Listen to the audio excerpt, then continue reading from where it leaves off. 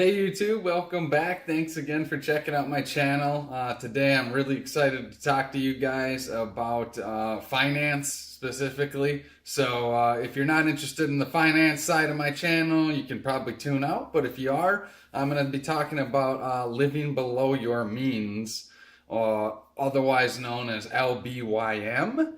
I'm not too sure who coined that phrase, but some financial friends of mine have used that phrase, and I live by it. It's sort of a methodology for me now, or maybe even a framework, if you will, on how to approach finance and personal finance, really, to help save money. LBYM, living below your means. Some people, actually, probably most people, your neighbors, the Joneses, are living beyond their means. Live beyond your means. That's not the LBYM I'm talking about today, though. I'm talking about living below your means. So it's really something that you need to practice to help you get ahead in life, and you really should. And you'd be surprised how, if you dial this in and sort of tune how you're living below your means and sort of identify where you're living beyond your means, to improve it, you'll be surprised at how much money you can save annually, really, and monthly. So if you haven't yet, please subscribe to the channel. I really do appreciate it, and do remember to leave your comments. I do want some feedback. The feedback loop is so critical. It helps me to tune my teaching and videos for you guys so I can give you better content. So thanks for that. I have to pull up my little script here because so this video is basically going to be three parts.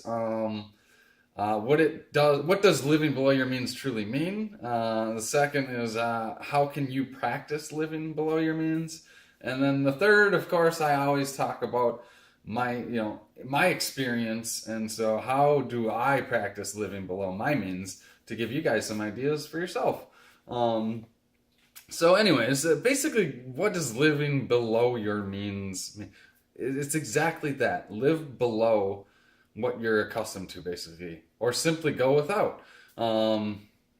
Sacrifice, why would you want to do this? Well, if you sacrifice now, this is the thing I don't think a lot of people realize is they're going to be screwed later in life. They're going to have to work until they're 60, 65.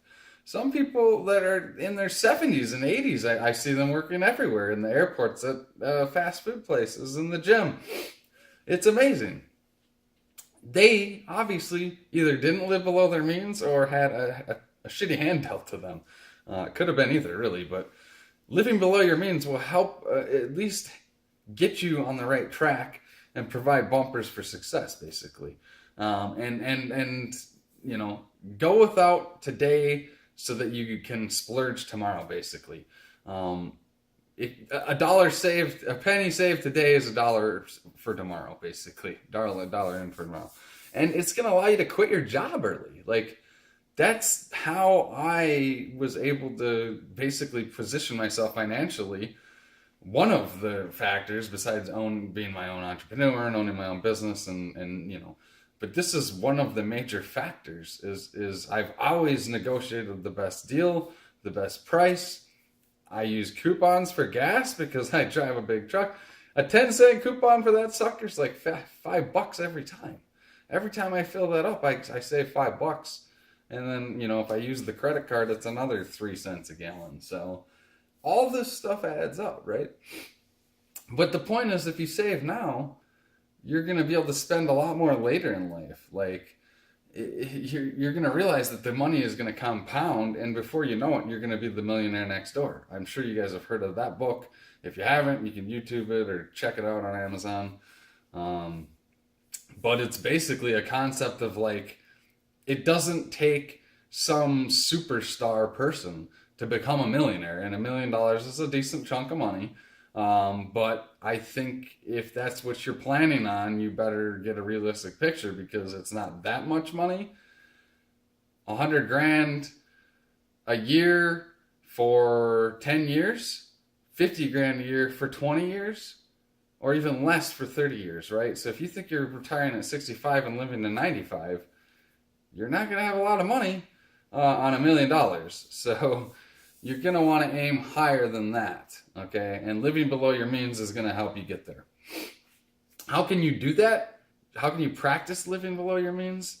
Easy, simple. Make a budget.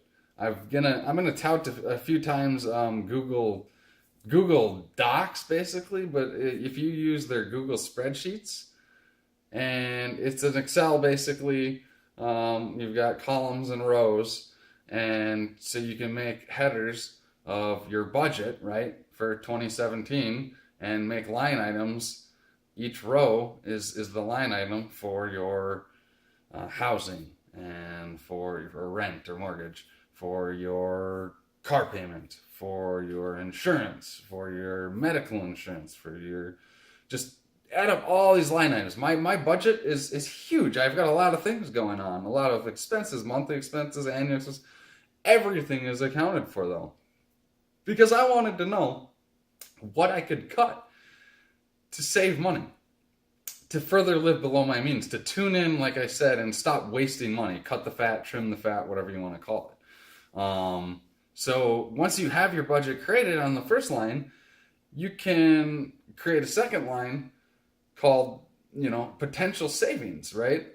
And go through and each one of those line items and see, okay, car insurance, I can get cheaper car insurance. My credit got better, so I should be able to get, how much can you save? And then take action on those highlights. Say, I highlighted car insurance. I highlighted daycare. I can negotiate a cheaper rate or something, Some of these things you'll realize add up, and you can then total the whole column of potential savings that you've created right next to your budget, and you'll see that you've got tons of opportunity for savings to live below your means. It's simple. So that's how you basically start to understand how you can live below your means. But basically, like I said, it's going without. Don't drink lattes. All these little things that you do throughout the day, it's amazing. I'll watch somebody come in with a McDonald's bag and a Caribou cup. And I'm like, well, they've gone to at least 2 different establishments before they even got to work. So they burn more gas than I would, and are eating clearly more calories than I would too. So that's going to cost them money later in life. Then they could have just grabbed a water, an orange, and headed out the door to work, and done a few push-ups in between instead of actually wasting all that time and money going to the store. They didn't do that. They're not living below, they're living beyond their means. They're not going to get to retirement early. They're not going to have a great quality of life in retirement possibly, and sacrificing now is going to give you 10 lattes down the road if that's what you're into. But you've got the Google Docs spreadsheet to help you, right? So use that as a tool and tune it in to see how you're making progress. Track your progress. You'll know, oh my budget is going up. Next year you've got a new line for 2018. Just add a new column, and now you can see how your budget's compared year after year, and the progress that you're making. That's some easy steps, but just look around at your daily activities. This same person that's got the latte in the McDonald's is then going and grabbing from the snack bar that costs us money. They're charging that to their credit card. Who knows how much the transaction fee is for that? When I'm just eating my orange that I brought in and filling my free water. And then they go out to lunch and they're eating like at a $20, lunch establishment, getting, of course, the extra large everythings. And by the time they've even gotten home for the day, they've spent a good 2 hours of their pay that they've earned on snacks and food and stuff that they didn't even need. So cut all that little stuff out of your budget. Do it for like 23 days. If you watch some of my other videos, I'll say, hey, a habit's formed in 23 days. If you just are consistent and dedicated and committed to that, if you do the same thing for 23 days, you'll be done with the snack bars. You'll be done with the lattes. Replace it with a good habit. If that's what you want to do, then do the good habit for 23 days instead of the bad habit, right? I'm here to inspire you guys. I hope that's what I'm doing by talking at you a little bit, so we'll see, right? So how have I personally lived below my means? Like I said, I've become so good at this. It's not an obsession, but it's something that tactically and strategically I've been at it for a while, so there's so many different areas that I know how to look out, and I just know the situations like credit cards, bonus miles. I get free airlines. I get money for opening checking accounts. I coupons, like I said. I'm always looking for. I never pay retail. Never pay retail. Um, I'm gonna make a video about that. Never pay retail. Link to that because that's ridiculous. You can find the same shoes at the Kohl's store or the Target store online or at a Payless or somewhere that's not retail, right? You're gonna get it cheaper. On Amazon, you can search through different suppliers. Don't just pick the first one that comes up. There might be a cheaper person selling it on Amazon. You have to look through them. You actually have to look through their search results, right? Um, Maintenance on your cars. Look for package deals where you can save money there. Insurance. Look for a broker that can help say package your insurance up and drive be a safer driver so you know that you're gonna save money there. Don't get tickets and fees. Fees add up. Interest on your credit cards. Pay your credit cards off every month. Avoid all fees and interest. You'd be surprised. If you made a line item for every fee and interest, you'd be amazed. And then if you added up your dollar and then comparison to all these fees that you pay throughout the year, you realize that your dollar after taxes and fees and surcharges and convenience charges, all these things add up. And it's ridiculous. So just look out for those. Negotiate fees where you can. That's one way to do it. Okay, so another way I do it is DIY. I do a lot of stuff myself, including fixing these vehicles behind me. If I can, if it's easy and if it's simple, and if it's not too taxing on me now that I'm kind of, now that I'm sort of have some breathing room with money, I tend to I pay for oil changes and things like that. And I do get package deals, so if it's a reasonable price, I'm not going to do it myself anymore. But I have. I changed my oil myself ever since I had a car. Since I was 15, I've done my taxes myself. I've never paid somebody else to do my taxes. I am a tax expert because I've been doing them. One year, my taxes were over 100 pages. I moved twice, 3 times. Me and my wife, and got different jobs and had my own businesses and just all sorts of investments. They were over 100 pages, but I got them done. I went meticulously through all the schedules and the forms and the worksheets. Do things yourself. Learn how to do it. Knowledge is power, right? That's how I've learned to live below my means. I don't have to pay somebody to do my taxes. It's ridiculous. I can pay somebody to look them over if I feel like I did something wrong. But if I did something wrong, why would I even start to do it in the first place? So, like I said, comparison shop. I've always comparison shopped. The vehicles I buy. I've never actually. This is the first brand new vehicle I've owned in my life. Okay, behind me, and it's not new anymore. But and it's gonna get really old. I only plan on buying like 2 new vehicles in my life. The other vehicles will be used, and hopefully I don't have to buy too many. Because a vehicle's a liability, it's not an asset. You can look that up, but but you can negotiate the price too. I got a great deal. I got a military discount, so if you are in the military, I get military discounts. That's a perk for serving my country honorably. So I can get cheap hotels and things like that.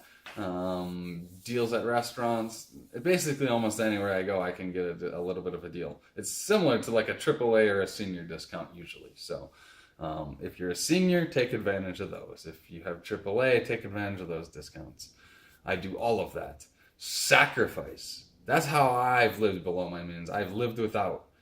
I don't buy the nicest clothes, and I don't buy a lot of clothes. I don't buy the most expensive food when I go out to eat, and I don't go out to eat a lot. I buy healthy food, and I cook it myself, and it saves me a lot of money. Sacrifice. That's what I do. That's how I live below my means, by doing it myself and sacrificing.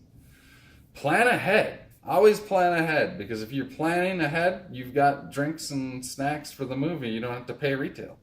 You've got your car maintenance figured out. You've got your cheap deals lined up ahead of time that Your friends are paying retail, you're not. It's hilarious.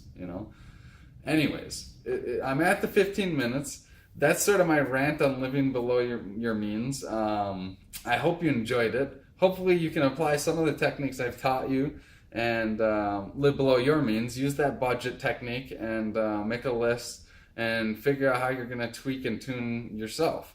A little lower energy this video. I wasn't like screaming at you, but it's a little later at night. My little baby is sleeping, so I don't want to wake him up, But I hope you guys enjoyed my video. I want to learn how to teach you better, so please subscribe down below and hit the bell to get the new notification of when I get new videos posted. Next time it's probably not going to be about finance. I'm just going to switch it up a bit. But I do appreciate you guys. Leave some comments below to let me know how I'm doing. I appreciate it. Hopefully these videos are getting better and the quality's better, and you guys are rocking, kick ass. Do another rep, do another set. Hold the door for that old lady. Put an extra $1 in the church donation. Help somebody, donate your time, but live life to the fullest. LG, baby, life is good. See you guys next time.